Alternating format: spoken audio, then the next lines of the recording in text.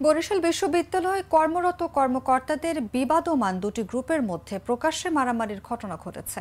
মঙ্গলবার বিশ্ববিদ্যালয়ের কর্মকর্তা কর্মচারী ও শিক্ষকদের পেনশন আন্দোলন চলার সময় গ্রাউন্ড ফ্লোরে বসা এবং ব্যানার টাঙানোকে কেন্দ্র করে এই সংঘাতের সূত্রপাত হয়।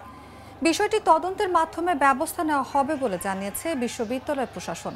এ ব্যাপারে বরিশাল বন্দর থানার ভারপ্রাপ্ত কর্মকর্তা এম.আর. মুকুল বলেন, নিজস্ব অবস্থান নিয়ে বরিশাল বিশ্ববিদ্যালয়ের দুই গ্রুপের কর্মকর্তারা পাল্টাপাল্টি হামলা চালায়। পরিস্থিতি কিছুটা অশান্ত হয়। পরে পুলিশ ও শিক্ষকদের হস্তক্ষেপে পরিস্থিতি নিয়ন্ত্রণে আসে।